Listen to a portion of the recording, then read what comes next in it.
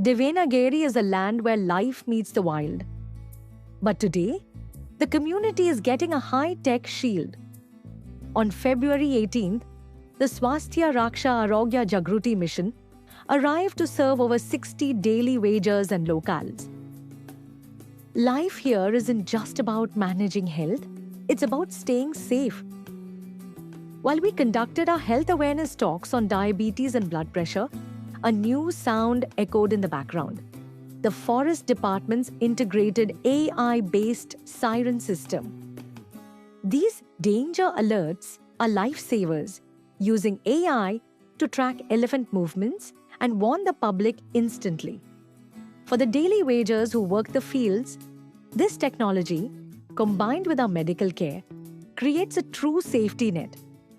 From fighting silent diseases to navigating the wild, we are here to protect our community. TTF, transforming tomorrow today.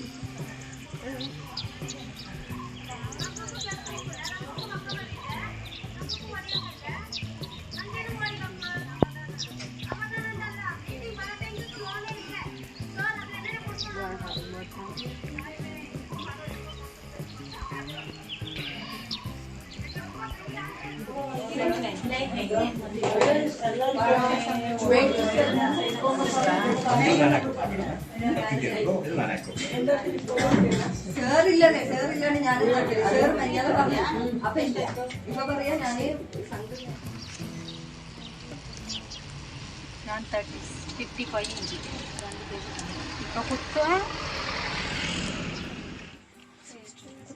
60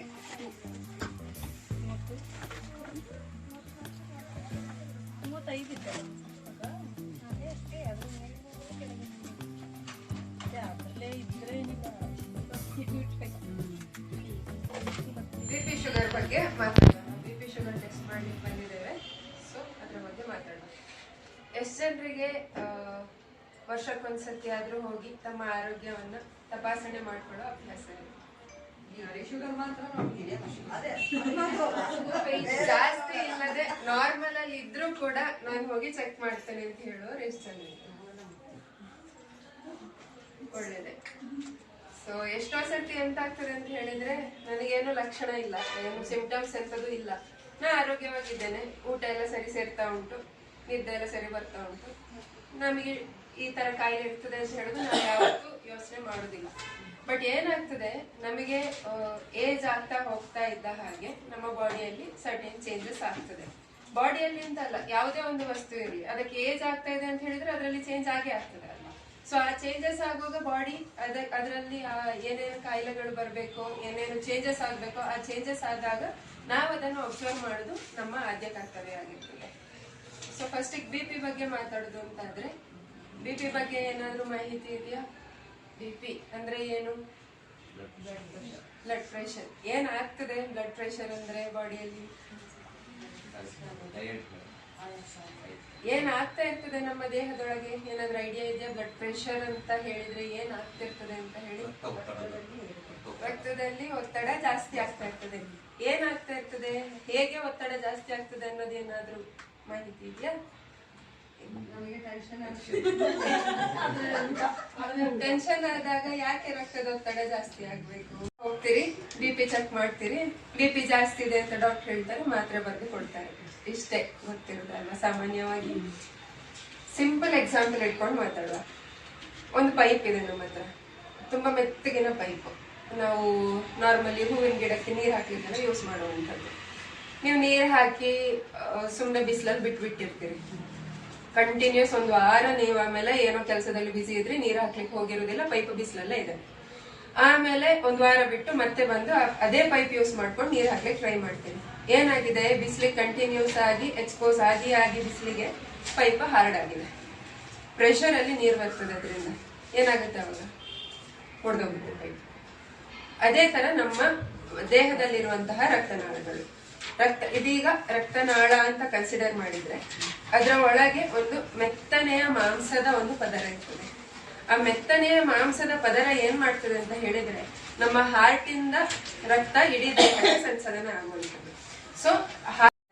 so ಅದನ್ನು ತಲುಪಿಸುವಂತಹ ಕ್ರಿಯೆ ಈ ರಕ್ತನಾಳದ್ದು. So ಇಲ್ಲಿ ಒಳಗಡೆ ಇರುವಂತಹ ಮೆತ್ತನೆಯ ಮಾಂಸದ ಪದರ ಏನಿದೆ ಅದು ರಕ್ತನ ಮುಂದಕ್ಕೆ ಹೋಗ್ಲಿಕ್ಕೆ ಪುಷ್ ಮಾಡ್ತಾ ಇರ್ತದೆ. ಅದರಲ್ಲಿ ಮೆತ್ತಗೆ ಈ ತರ ಮೂವ್ಮೆಂಟ್ ಆಗ್ತಾ ಇರ್ತದೆ, ರಕ್ತ ಮುಂದೆ ಪುಷ್ ಆಗ್ತಾ ಇರ್ತದೆ. ಏನಾಗ್ತದೆ, ನಮಗೆ ವಯಸ್ಸಾಗ್ತಾ ಹೋಗ್ತಾ ಇದ್ದ ಹಾಗೆ ಆ ಮೆತ್ತನೆಯ ಪದರ ಏನಿದೆ ಅದು ನಿಧಾನಕ್ಕೆ ಗಟ್ಟಿಯಾಗ್ಲಿಕ್ಕೆ ಶುರು ಆಗ್ತದೆ. ಗಟ್ಟಿ ಆಗ್ತಾ ಹೋಗ್ತಾ ಇದ್ದ ಹಾಗೆ ಅದಕ್ಕೆ ರಕ್ತವನ್ನ ಪುಷ್ ಮಾಡೋ ಕೆಪಾಸಿಟಿ ಕಮ್ಮಿ ಆಗ್ತಾ ಹೋಗ್ತದೆ. ಸೊ ಏನಾಗ್ತದೆ, ಕೆಪಾಸಿಟಿ ಕಮ್ಮಿ ಆದ್ರೂ ರಕ್ತ ಪುಷ್ ಮಾಡೋದು ಮಾಡ್ಲೇಬೇಕು. ನಮ್ಮ ಇಡೀ ದೇಹದಲ್ಲಿರುವ ಪ್ರತಿಯೊಂದು ಕಣಕ್ಕೂ ರಕ್ತ ತಲುಪಲೇಬೇಕು. ಪ್ರತಿಯೊಂದು ಕಣದ ಕೆಲಸ ನಡಿಬೇಕು ಅಂತ ಹೇಳಿದ್ರೆ ಅಲ್ಲಿ ರಕ್ತ ಇರಲೇಬೇಕು. ಸೊ ಹಾಗಿರುವಾಗ ಏನಾಗ್ತದೆ, ದೇಹ ಒತ್ತಡವನ್ನ ಜಾಸ್ತಿ ಮಾಡ್ಕೊಳುತ್ತೆ. ರಕ್ತನ ಪ್ರತಿ ಸೆಲ್ಲಿಗೆ ತಲುಪಿಸ್ಬೇಕು, ಪ್ರತಿ ಕಣಕ್ಕೆ ತಲುಪಿಸ್ಬೇಕು ಅನ್ನೋ ಒಂದು ಉದ್ದೇಶದಿಂದ ಜಾಸ್ತಿ ವರ್ಕ್ ಮಾಡ್ಲಿಕ್ಕೆ ಶುರು ಮಾಡ್ತದೆ. ಸೊ ಅವಾಗ ಏನಾಗ್ತದೆ, ರಕ್ತದ ಒತ್ತಡ ಹೆಚ್ಚಾಗ್ತದೆ. ಸೊ ದಟ್ ಈಸ್ ಕಾಲ್ಡ್, ಅದನ್ನ ನಾವು ಬ್ಲಡ್ ಪ್ರೆಷರ್ ಅಂತ ಕರಿತೀವಿ. ಏನಾಗ್ತದೆ, ಎಷ್ಟೋ ಜನರು ಹೋಗಿ ಟೆಸ್ಟ್ ಮಾಡಿಸ್ಕೊಂಡಿರ್ತೀವಿ, ಬ್ಲಡ್ ಪ್ರೆಷರ್ ಅನ್ನ ಜಾಸ್ತಿ ಇರ್ತದೆ ಬ್ಲಡ್ ಪ್ರೆಷರ್. ಡಾಕ್ಟರ್ ಟ್ಯಾಬ್ಲೆಟ್ ಕೊಡ್ತಾರೆ, ಟ್ಯಾಬ್ಲೆಟ್ ತಗೊಳ್ಳಿಕ್ ಶುರು ಮಾಡ್ತೀವಿ. ಡಾಕ್ಟರ್ 15 ದಿನ ಬಿಟ್ಟು ಬನ್ನಿ ಅಂತ ಹೇಳಿರ್ತಾರೆ ನಮಗೆ. 15 ದಿನ ಬಿಟ್ಟು ಹೋಗುವಾಗ ನಾರ್ಮಲ್ ಆದ್ರೆ ಮಾತ್ರ ಕಂಟಿನ್ಯೂ ಮಾಡಿ ಅಂತ ಡಾಕ್ಟರ್ ಹೇಳಿರ್ತಾರೆ. ನಾವೇನ್ ಅನ್ಕೊಳ್ತೇವೆ, ನಾರ್ಮಲ್ ಆಗಿದೆ ಯಾಕೆ ತಗೊಳ್ಬೇಕು ಟ್ಯಾಬ್ಲೆಟ್ ಅಂತ ಹೇಳಿ ಮಾತ್ರ ಬಿಟ್ಬಿಡ್ತೇವೆ. ಆಮೇಲೆ ಏನ್ ಅನ್ಕೋತೀವಿ, ಒಂದ್ಸರ್ತಿ ಜಾಸ್ತಿ ಇದ್ದದ್ದು ನಾರ್ಮಲಿಗೆ ಬಂತು, ಇನ್ನೇನಿದ್ರು ನಾನು ಫುಡ್ ಅಲ್ಲಿ ಉಪ್ಪು ಕಮ್ಮಿ ಮಾಡ್ಕೊಳ್ತೇನೆ, ಉಪ್ಪಿನಕಾಯಿ ತಿನ್ನೋದಿಲ್ಲ, ನನ್ನ ಬ್ಲಡ್ ಪ್ರೆಷರ್ ನಾರ್ಮಲ್ ಇರ್ತದೆ ಅಂತ. ಸಾಧ್ಯನಾ ಅದು? ಮಾತ್ರೆ ಏನ್ ಮಾಡ್ತದೆ, ಈಗ ನಮ್ಮ ಬಾಡಿಯಲ್ಲಿ ಇರುವಂತಹ ರಕ್ತನಾಳಗಳು ಏನಾಗಿದೆ, ಹಾರ್ಡನ್ ಆಗ್ತಾ ಇದೆ, ಗಟ್ಟಿ ಆಗ್ತಾ ಇದೆ. ಸೊ ರಕ್ತ ಹೋಗ್ಲಿಕ್ಕೆ ಕಷ್ಟ ಆಗ್ತದೆ. ಸೊ ಕೊಟ್ಟಿರುವಂತಹ ಮಾತ್ರೆ ಎಂತ ಮಾಡ್ತದೆ, ಆ ರಕ್ತನಾಳಗಳನ್ನ ಸ್ವಲ್ಪ ದೊಡ್ಡಕ್ಕೆ ಮಾಡುತ್ತೆ. ಆಗ ರಕ್ತ ಹರಿವು ಸುಲಭವಾಗಿ ಆಗ್ತಾ ಇರುತ್ತೆ. ನಾವೇನ್ ಮಾಡ್ತೀವಿ, ಅವಾಗ ಏನಾಗ್ತದೆ, ನಮ್ಮ ಬ್ಲಡ್ ಪ್ರೆಷರ್ ನಾರ್ಮಲಿಗೆ ಬರ್ತದೆ. ಯಾಕೆ, ನಾವು ದಿನ ತಗೊಳ್ಳುವಂತಹ ಮಾತ್ರೆಯಿಂದ ನಮ್ಮ ಈ ರಕ್ತನಾಳಗಳು ಸ್ವಲ್ಪ ದೊಡ್ಡಕ್ಕಾಗುತ್ತೆ. 1 ವಾರ ತಗೊಳ್ತೀವಿ, ನಾರ್ಮಲಿಗೆ ಬಂತು ಅಂತ ಹೇಳಿದ ತಕ್ಷಣ ಮಾತ್ರ ಬಿಟ್ಬಿಡ್ತೀವಿ. ಏನಾಗುತ್ತೆ, ಮತ್ತೆ ಅದು ಕಮ್ಮಿ ಆಗುತ್ತೆ. ಕಮ್ಮಿ ಆಗೋದು ಎಷ್ಟು ಕಮ್ಮಿ ಆಗ್ತದೆ, ಮುಂಚೆ ಇದ್ದಷ್ಟಲ್ಲ, ಅದಕ್ಕಿಂತ ಜಾಸ್ತಿಯೇ ಕಮ್ಮಿ ಆಗ್ತದೆ. ಜಾಸ್ತಿಯೇ ಕಮ್ಮಿ ಆದಾಗ ಏನಾಗ್ತದೆ, ಒತ್ತಡ ಜಾಸ್ತಿ ಆಗ್ತದೆ. ಮುಂಚೆ ನಾವು ಮಾತ್ರೆ ತಗೊಳ್ಳೋದಕ್ಕಿಂತ ಮುಂಚೆ ಏನು ಒತ್ತಡ ಇತ್ತು ಅದರ ಡಬಲ್ ಒತ್ತಡನ ನಾವು ನಮ್ಮ ರಕ್ತನಾಳಗಳಿಗೆ ಕೊಡ್ತಾ ಇರ್ತೇವೆ. ಸೊ ಅವಾಗ ಏನಾಗ್ತದೆ, ಎಲ್ಲೋ ಒಂದ್ ಕಡೆ ಆರ್ಟ್ರಿ ಅಥವಾ ರಕ್ತನಾಳ ನಮ್ಮ ಇಡೀ ದೇಹದಲ್ಲಿರೋದ್ರಿಂದ ಎಲ್ಲೋ ಒಂದ್ ಕಡೆ ಅದು ಸ್ಫೋಟಗೊಳ್ಬಹುದು. ಬ್ರೈನ್ ಅಲ್ಲಿ ಆದ್ರೆ ಸ್ಟ್ರೋಕ್ ಆಗ್ತದೆ. ಅದೇ ತರ ಕಿಡ್ನಿಯಲ್ಲೂ ಆಗುವ ಸಾಧ್ಯತೆ ಇರ್ತದೆ. ಫಸ್ಟ್ ನಮ್ಮ ಬಾಡಿಯಲ್ಲಿ ವಿಕ್ಟಿಮ್ ಆಗುವಂತದ್ದು ಬ್ರೈನ್. ಬ್ರೈನ್ ಅಲ್ಲಿ ಎಲ್ಲೋ ಒಂದು ರಕ್ತನಾಳ ಒಡಿತು ಅಂತ ಹೇಳಿದ್ರೆ ಅದು ಬ್ರೈನ್ ಅಲ್ಲಿ ಹಲವಾರು ಪದರಗಳಿರ್ತವೆ. ಅದು ಎಲ್ಲೋ 2 ಪದರದ ಮಧ್ಯೆ ಸೇರ್ಕೊಂಡಾಗ ಏನಾಗ್ತದೆ, ಬ್ರೈನಿಗೆ ಬ್ಲಡ್ ಸಪ್ಲೈ ಕಮ್ಮಿ ಆಗ್ತದೆ, ಸ್ಟ್ರೋಕ್ ಆಗ್ತದೆ. ಒಂದ್ ಸೈಡ್ ಕಳ್ಕೊತೀವಿ, ಮಾತ್ ಕಳ್ಕೊತೀವಿ, ಕಾನ್ಶಿಯಸ್ನೆಸ್ ಅಥವಾ ನಾವು ಅಲರ್ಟ್ ಆಗಿರುವಂತದನ್ನ ಕಳ್ಕೊತೀವಿ, ನಾವು ಕೋಮಕ್ ಹೋಗೋ ಸಾಧ್ಯತೆಗಳೆಲ್ಲ ಇರ್ತದೆ.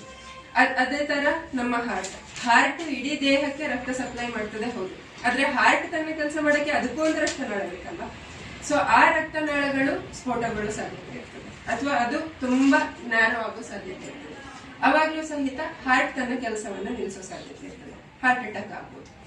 ಅದೇ ತರ ಕಿಡ್ನಿ, ಈ ತರ ಬಾಡಿಯಲ್ಲಿ ಎಲ್ಲಿ ಆದ್ರೂ ಅದು ಹೋಗಿ ತೊಂದರೆಯನ್ನ ಕೊಡುವಂತಹ ಸಾಧ್ಯತೆ ಇರ್ತದೆ. ಸೊ ಹಾಗಿದ್ರೆ ನಾವು ಏನ್ ಮಾಡಬಹುದು, ಬಿಪಿಗೆ ನಾವು ಲಕ್ಷಣಗಳು ಏನು ನಮಗೆ ಸಾಮಾನ್ಯವಾಗಿ ಕಾಣ್ಕೊಳ್ಳುವಂಥದ್ದು, ತಲೆ ಸುತ್ತು ಇರ್ಬೋದು, ಅಥವಾ ತಲೆನೋವು, ಕಂಟಿನ್ಯೂಸ್ ಆಗಿ ತಲೆನೋವು ಇರ್ಬೋದು, ಸುಸ್ತು, ಇವಿಷ್ಟು ಇದೆ ಅಂತ ಹೇಳಿದ್ರೆ ಬಿಪಿ ನಮ್ಮದು ರಕ್ತದೊತ್ತಡ ಇರಬಹುದು ಅಂತ ಹೇಳಿ ನಾವೊಂದು ತಲೆಯಲ್ಲಿ ಇಟ್ಕೊಳ್ಬೇಕಾಗಿರುವಂಥದ್ದು. ಇದೇ ನೆಕ್ಸ್ಟ್ ಬಂದದ್ದು ಶುಗರ್. ಏನು ಶುಗರ್ ಅಂತ ಹೇಳಿದ್ರೆ, ಜಾಸ್ತಿ ಆಗ್ತದೆ, ನನಗೆ ಶುಗರ್ ಬರ್ತದೆ ಅಂತ ಹೇಳುದು ಎಷ್ಟೋ ಜನರ ಥಿಂಕಿಂಗ್ ಇರ್ತದೆ, ಹೌದಾ? ಬರೀ ಸ್ವೀಟ್ ಎಲ್ಲ ಜಾಸ್ತಿ ಆಗೋ ಸಾಧ್ಯತೆ ಇರ್ತದ. ಈಗ ಕೆಲವರೆಲ್ಲ, ಈಗ ಫಾರ್ ಎಕ್ಸಾಂಪಲ್ ಈಗ ಒಂದು 30 ವರ್ಷದವರು ಸ್ವೀಟ್ ಅನ್ನ ಜಾಸ್ತಿ ತಿಂತಾರೆ. ಸ್ವೀಟ್ ಅನ್ನ ಜಾಸ್ತಿ ತಿಂದು ಹೋಗಿ ರಕ್ತನ ಚೆಕ್ ಮಾಡ್ತಾರೆ. ಚೆಕ್ ಮಾಡ್ಕೊಳ್ಳುವಾಗ ನಾರ್ಮಲ್ ಇರ್ತದೆ. ಹಾಗಿದ್ರೆ ನಾವು ತಿಂದಿರುವಂತಹ ಸ್ವೀಟ್ ರಕ್ತದಲ್ಲಿ ಸಕ್ಕರೆ ಅಂಶ ಜಾಸ್ತಿ ಮಾಡ್ಬೇಕಿತ್ತಲ್ಲ, ಮಾಡಿಲ್ಲ. ಅದು ಏನಾಗ್ತದೆ ಅಂತ ಹೇಳಿದ್ರೆ, ನಾವು ತಿಂದಿರುವಂತಹ ಸ್ವೀಟ್ ಅಂತ ಮಾತ್ರ ಅಲ್ಲ, ನಾವು ತಿನ್ನುವಂತಹ ಅನ್ನ, ನಾವು ತಿನ್ನುವಂತಹ ಗೋಧಿ, ಇದೆಲ್ಲದ್ರಲ್ಲೂ ಇರುವುದು ಸಕ್ಕರೆ ಅಂಶನಿದೆ. ಮೇದೋಜೀರಕ ಗ್ರಂಥಿ ಅಂತ ಇದೆ, ಪ್ಯಾಂಕ್ರಿಯಾಸ್ ಅಂತ ಹೇಳ್ತೀವಿ. ಪ್ಯಾಂಕ್ರಿಯಾಸ್ ಇನ್ಸುಲಿನ್ ಅಂತ ಒಂದು ಪ್ರೊಡ್ಯೂಸ್ ಮಾಡ್ತದೆ. ಏನ್ ಮಾಡ್ತದೆ ಈ ಇನ್ಸುಲಿನ್, ರಕ್ತದಲ್ಲಿ ಇರುವಂತಹ ಈ ಸಕ್ಕರೆಯ ಕಣಗಳಿಗೆ ಹೋಗಿ ಅಟ್ಯಾಕ್ ಮಾಡ್ತದೆ. ಈಗ ಫಾರ್ ಎಕ್ಸಾಂಪಲ್ ಎಲ್ಲೋ ಒಂದು ಸಕ್ಕರೆಯ ಸಣ್ಣ ಕ್ಯೂಬ್ ಇದೆ ನಮ್ಮ ಹತ್ರ, ಇರುವೆ ಬಂದು ಅದನ್ನು ಎತ್ಕೊಂಡು ಹೋಗ್ತದೆ. ಅದೇ ತರಹ ಇನ್ಸುಲಿನ್ ಕೆಲಸ ಮಾಡ್ತದೆ. ಇನ್ಸುಲಿನ್ ಅಲ್ಲಿ ಎಷ್ಟು ಸಕ್ಕರೆ ಇದೆ ಅದಕ್ಕೆ ಅನುಗುಣವಾಗಿ ನಮ್ಮ ಪ್ಯಾಂಕ್ರಿಯಾಸ್ ಸಕ್ಕರೆ ಇನ್ಸುಲಿನ್ ಅನ್ನು ಪ್ರೊಡ್ಯೂಸ್ ಮಾಡ್ತದೆ. ಇನ್ಸುಲಿನ್ ಹೋಗಿ ಪ್ರತಿಯೊಂದು ಈ ಸಕ್ಕರೆ ಅಂಶಕ್ಕೆ ಅಟ್ಯಾಚ್ ಆಗಿ ಅದನ್ನು ರಕ್ತದಿಂದ ತೆಗೆದು ಅದನ್ನ ನಮ್ಮ ಅಡಿಪೋಸ್ ಟಿಶ್ಯೂ ಅಂತ ಹೇಳಿರ್ತದೆ ಬಾಡಿಯಲ್ಲಿ. ನಮ್ಮ ಪ್ರತಿ ಕಣದ ಒಳಗೆ ಸೇರಿಕೊಂಡು ನಮಗೆ ಬಾಡಿಯಲ್ಲಿ ಅದೊಂದು ಇನ್ಸುಲೇಟಿಂಗ್ ಲೇಯರ್ ಅಂತ ಹೇಳ್ತೀವಿ ನಾವು. ಅದನ್ನು ಅಡಿಪೋಸ್ ಟಿಶ್ಯೂ ಆಗಿ ಕನ್ವರ್ಟ್ ಆಗಿರ್ತದೆ. ಈಗ ಫಾರ್ ಎಕ್ಸಾಂಪಲ್ ಫಾಸ್ಟಿಂಗ್ ಅಲ್ಲಿ ಇರ್ತೇವೆ ನಾವು ತಗೊಳ್ಳೋದಿಲ್ಲ, ಏನು ಫುಡ್ ತಗೊಳ್ಳೋದಿಲ್ಲ, ಕಾರ್ಬೋಹೈಡ್ರೇಟ್ಸ್ ಇರೋದಿಲ್ಲ, ಹೇಗೆ ಅದು ಸಾಧ್ಯ? ಆಗ ಗ್ಲೂಕಾಗಾನ್ ಅಂತ ಹೇಳುದು ಇನ್ನೊಂದು ಇನ್ಸುಲಿನ್ ತರನೇ ಗ್ಲೂಕಾಗಾನ್ ಅಂತ ಹೇಳುವ ಇನ್ನೊಂದು ನಾವೀಗ ಅಧಿಕವಾಗಿ ತಗೊಂಡಿರುವಂತದ್ದು ಅಡಿಪೋಸ್ ಟಿಶ್ಯೂ ಆಗಿ ಕನ್ವರ್ಟ್ ಆಗಿರ್ತದೆ ಅಂತ ಹೇಳಿದಲ್ಲ, ಆ ಅಡಿಪೋಸ್ ಟಿಶ್ಯೂ ಮೇಲೆ ಆಕ್ಟ್ ಮಾಡ್ತದೆ ಅದು ಹೋಗಿ ಗ್ಲೂಕಾಗಾನ್ ಅಂತ ಹೇಳುದು. ಅದೇನ್ ಮಾಡ್ತದೆ, ಅಲ್ಲಿರುವಂತಹ ಅಡಿಪೋಸ್ ಟಿಶ್ಯೂ ಅನ್ನ ಪುನಃ ಸಕ್ಕರೆಯಾಗಿ ಪರಿವರ್ತಿಸಿ ರಕ್ತಕ್ಕೆ ಕೊಡ್ತದೆ. ಅದು ಬಾಡಿಯಿಂದ ಹೊರಗೆ ಹೋಗ್ಬೇಕಲ್ವಾ? ಯಾವ್ದ್ರ ಮೂಲಕ ಹೊರಗೆ ಹೋಗ್ತದೆ? ಯೂರಿನ್ ಮೂಲಕ ಹೊರಗೆ ಹೋಗ್ತದೆ. ಸೊ ಏನಾಗ್ತದೆ, ಕಿಡ್ನಿ ಆದಷ್ಟು ಸಕ್ಕರೆನ ಹೊರಗೆ ಹಾಕಕ್ ಟ್ರೈ ಮಾಡ್ತಾ ಇರ್ತದೆ. ಎಷ್ಟೋ ಸರ್ತಿ ಮಾಡಿ ಮಾಡಿ ಆಗುವಾಗ ಅದಕ್ಕೂ ಆಗಿ ಹೋಗೋ ಸಾಧ್ಯತೆ ಇರ್ತದೆ ಅಲ್ವಾ? ಆ ತರ ಸುಸ್ತಾದಾಗ ಏನಾಗ್ತದೆ, ಕಿಡ್ನಿ ಫೇಲ್ಯೂರ್ ಆಗೋ ಚಾನ್ಸಸ್ ಇರ್ತದೆ. ಇದಿಷ್ಟೇ ಸಾಧ್ಯನಾ? ನಮ್ಮ ನರಗಳಿದ್ದಾವೆ ಬಾಡಿಯಲ್ಲಿ. ನಮ್ಮ ಪ್ರತಿಯೊಂದು ಚಲನವಲನಗಳಿಗೆ ಮೇನ್ ಆಗಿ ಇರುವಂತದ್ದು ನರಗಳು. ಏನಾಗ್ತದೆ, ನಮ್ಮ ಈ ಬೆರಳ ತುದಿಯಲ್ಲೆಲ್ಲ ತುಂಬಾ ತೆಳ್ಳಗಿನ ನರಗಳಿರ್ತವೆ. ಸಕ್ಕರೆ ಹೋಗಿ ಅದಕ್ಕೆ ಅಂಟ್ಕೊಂಡಾಗ ಏನಾಗ್ತದೆ, ಅದರ ಕ್ರಿಯಾಶೀಲತೆಯನ್ನು ಕಳ್ಕೊಳ್ತದೆ. ಎಷ್ಟೋ ಜನರಿಗೆ ಶುಗರ್ ಇದ್ದವರಿಗೆ ಕಾಲುರಿ ಅಥವಾ ಕಾಲಿನ ಕೆಳಗಡೆ ಮುಟ್ಟಿದ್ರೆ ಗೊತ್ತಾಗುದಿಲ್ಲ, ಸ್ಪರ್ಶ ಗೊತ್ತಾಗುದಿಲ್ಲ ಅಂತ ಹೇಳಿ ಎಲ್ಲ ಕೇಳಿರ್ಬೋದು ನೀವು. ಅದು ಇನ್ನೊಂದು ಕಾಂಪ್ಲಿಕೇಶನ್. ಎಷ್ಟೋ ಜನರಿಗೆ ಮೋಷನ್ ಪಾಸ್ ಆಗುದಿಲ್ಲ, ಹೊಟ್ಟೆ ನೋವು, ಹಸಿವಾಗುದಿಲ್ಲ, ಆ ತರ ಎಲ್ಲ ತೊಂದರೆ ಇರ್ತದೆ. ಅದು ಕೂಡ ಸಕ್ಕರೆ ಜಾಸ್ತಿ ಆದಾಗ ಆಗುವಂತದ್ದು. ಅದೇ ತರ ಅಲ್ಸರ್ ಏನಾಗ್ತದೆ, ನಾನು ಹೇಳಿದ ಹಾಗೆ ರಕ್ತನಾಳಗಳು ತುಂಬಾ ನ್ಯಾರೋ ಆಗಿ ಬ್ಲಡ್ ಸಪ್ಲೈ ಕರೆಕ್ಟ್ ಆಗಿ ಎಲ್ಲ ಕಡೆ ಆಗ್ತಿರುವುದಿಲ್ಲ. ಹಾಗೆ ಏನಾಗ್ತದೆ, ಕಾಲಲ್ಲೆಲ್ಲ ಹುಣ್ಣಾಗಿ ಗಾಯ ಆಗಿ ಅದು ಅಲ್ಸರ್ ದೊಡ್ಡದಾಗಿ ಗ್ಯಾಂಗ್ರೀನ್ ಆಗೋ ಸಾಧ್ಯತೆ ಇರ್ತದೆ. ಕೈ ಕಾಲೆಲ್ಲ ಕಟ್ ಮಾಡಿಕೊಳ್ಳುವಂತಹ ಪರಿಸ್ಥಿತಿಗಳನ್ನ ನೀವು ನೋಡಿರ್ಬೋದು. ಇದೆಲ್ಲ ದೊಡ್ಡ ದೊಡ್ಡ ಕಾಯಿಲೆಗಳು. ಅದೇ ತರ ಬರೀ ದೊಡ್ಡ ಕಾಯಿಲೆಗಳು ಮಾತ್ರ ಆಗಕ್ ಸಾಧ್ಯನಾ ಶುಗರ್ ಇಂದ? ಇಲ್ಲ. ನಮ್ಮ ಈ ಸಂಧಿಗಳಿದಾವಲ್ಲ, ಸಂಧಿಗಳ ಮಧ್ಯದಲ್ಲಿಯೂ ಹೋಗಿ ಸಕ್ಕರೆ ಸೇರಿಕೊಳ್ತದೆ. ಅವಾಗ ಏನಾಗ್ತದೆ, ನಮಗೆ ಭುಜ ನೋವು ಸಾಮಾನ್ಯವಾಗಿ ಕೇಳಿರ್ಬೋದು ಶುಗರ್ ಇರುವವರಿಗೆ. ಶೋಲ್ಡರ್ ಅಲ್ಲಿ ಪೇನ್ ಇರ್ತದೆ, ಎತ್ಲಿಕ್ಕೆ ಆಗುದಿಲ್ಲ, ಈ ತರ ಅಲ್ಲಿ ಫುಲ್ ಸ್ಟಿಫ್ನೆಸ್ ಇರ್ತದೆ, ಗಟ್ಟಿಯಾಗಿ ಹಿಡ್ಕೊಂಡ ತರ ಇರ್ತದೆ ಅಂತ ಹೇಳುದನ್ನ ನೀವೆಲ್ಲ ಕೇಳಿರ್ಬೋದು. ನಾವು ಅದನ್ನ ಏನೋ ಕೆಲಸದ ಇದರಿಂದ ಬಂದಿರುವಂತಹ ನೋವು ಅಂತ ಅದನ್ನ ನೆಗ್ಲೆಕ್ಟ್ ಮಾಡುವಂತಿಲ್ಲ. ಅದು ಕೂಡ ಸಕ್ಕರೆ ಕಾಯಿಲೆಯಿಂದ ಬರುವಂತಹ ಡಯಾಬಿಟಿಕ್ ಫ್ರೋಸನ್ ಶೋಲ್ಡರ್ ಅಂತ ಹೇಳ್ತಾರೆ. ಅದು ಕೂಡ ಇರುವ ಸಾಧ್ಯತೆ ಇರ್ತದೆ. ಸೊ ಇವೆಲ್ಲ ಈ ಕಾಯಿಲೆಗಳೆಲ್ಲ ಬಿಪಿ ಅಥವಾ ಶುಗರ್ ಇಂದ ಮೇನ್ ಆಗಿ ಬರುವಂತವುಗಳು. ನಾವು ಬಿಪಿ ಶುಗರ್ ಅನ್ನ ತುಂಬಾ ಸಿಂಪಲ್ ಆಗಿ ಕನ್ಸಿಡರ್ ಮಾಡ್ತೀವಿ, ಆದ್ರೆ ಅದೊಂದು ಸಿಂಪಲ್ ಕಾಯಿಲೆ. ನಾವು ಎಷ್ಟೋ ಸರ್ತಿ ನೆಗ್ಲೆಕ್ಟ್ ಮಾಡಿ ಎಲ್ಲೋ ದೊಡ್ಡ ಕಾಯಿಲೆಯಿಂದ ಎಂಡಪ್ ಆಗುವಾಗಲೇ ನಮಗೆ ಅದರ ಬಗ್ಗೆ ಅರಿವಿಗೆ ಬರ್ತದೆ. ಸೊ ನಾವು ಟ್ರಾನ್ಸ್ಫಾರ್ಮಿಂಗ್ ಟುಮಾರೋ ಫೌಂಡೇಶನ್ ಅಂತ ಒಂದು NGO ಬೆಂಗಳೂರಿದ್ದು, ಈ ಕೊಡಗಲ್ಲಿ ನಾವು ಮೊದಲನೇದಾಗಿ ಶುರು ಮಾಡಿರುವಂತದ್ದು ಇದು. ಪ್ರತಿಯೊಂದು ಗ್ರಾಮಕ್ಕೂ ತೆರಳಿ ಅಲ್ಲಿರುವಂತಹ ಜನರ ಬಿಪಿ ಶುಗರ್ ಅನ್ನ ತಪಾಸಣೆಗೊಳಪಡಿಸಿ ಏನಾದ್ರೂ ಹೆಚ್ಚು ಕಡಿಮೆ ಇದ್ರೆ ನಿಯರೆಸ್ಟ್ ಸೆಂಟರಿಗೆ ಅವರನ್ನು ರೆಫರ್ ಮಾಡುವಂತದ್ದು ಅಥವಾ ವೈದ್ಯಕೀಯ ಸಲಹೆ ಕೊಡುವಂತಹ ಕೆಲಸ ಅಲ್ಲಿ ತೊಡಗಿದ್ದೇವೆ. ಆಲ್ರೆಡಿ ನಾವು ಸಾಧಾರಣ ಲಾಸ್ಟ್ ಮೇ ಇಂದ ಈ ಕೆಲಸನ ಮಾಡ್ತಿದ್ದೇವೆ. ಇವತ್ತು ನಿಮ್ಮಲ್ಲಿ ಬಂದಿದ್ದೇವೆ.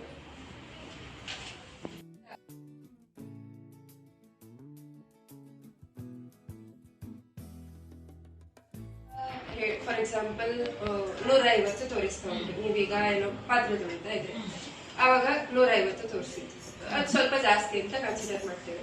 ಆದ್ರೆ ಇಲ್ಲಿ ತನಕ ನಿಮಗೆ ಬಿಪಿ ಇರಲಿಲ್ಲ, ಅವತ್ತು ನಾವು ನೋಡುವಾಗ 150 ಬಂತು.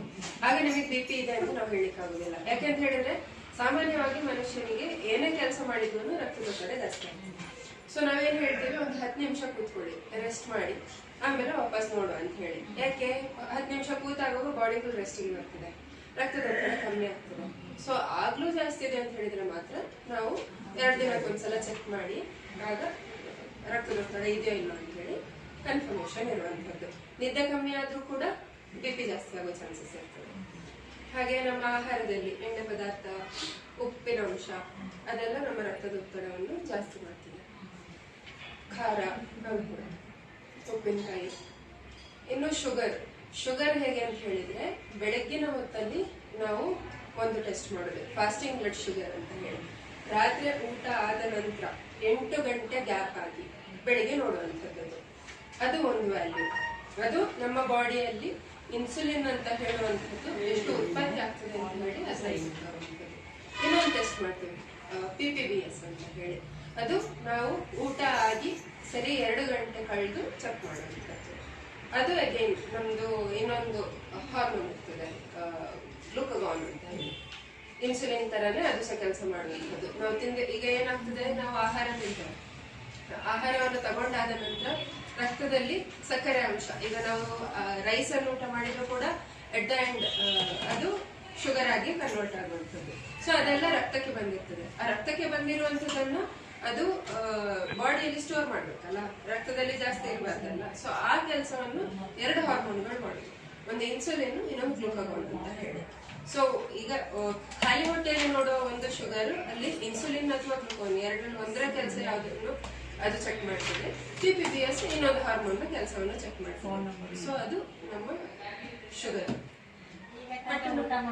ಎಲ್ಲ ಈ ಮಧ್ಯಾಹ್ನದಲ್ಲೇ ನೋಡೋದ್ರಿಂದ ಏನಾದ್ರೂ ಊಟ ಆದ ನಂತರ ನೋಡುವಂಥದ್ದನ್ನ ಈಗ ನಾವು ಈಗ FBS PPBS ಬಗ್ಗೆ ಹೇಳಿದೆ, fasting blood sugar and post prandial ಅಂತ 2 ಹೇಳಿದೆ. ಅದರಲ್ಲಿ ಇನ್ನೊಂದು ಮಾಡ್ತೇವೆ ರ್ಯಾಂಡಮ್ ಬ್ಲಡ್ ಶುಗರ್ ಅಂತ ಹೇಳಿ. ಅದು ಯಾವಾಗಾದ್ರೂ ಮಾಡ್ಬೋದು. ಅದು ನಮ್ಮ ಆಹಾರಕ್ಕಾಗಿ ನಾವು ಬೆಳಿಗ್ಗೆ ಖಾಲಿ ಹೊಟ್ಟೆಲಿದ್ದು ಅದು ಯಾವುದಕ್ಕೂ ಸಂಬಂಧ ಇಲ್ಲ, ಯಾವಾಗಾದ್ರೂ ಮಾಡಬಹುದು. ಸೊ ಅದು ಹೇಗೆ ಅಂತ ಹೇಳಿದ್ರೆ, ನಮ್ಮ ನಾರ್ಮಲ್ ಈಗ ಖಾಲಿ ಹೊಟ್ಟೆಯಲ್ಲಿ ನೋಡುವಂಥದ್ದು 110 ಒಳಗಿರ್ಬೇಕು.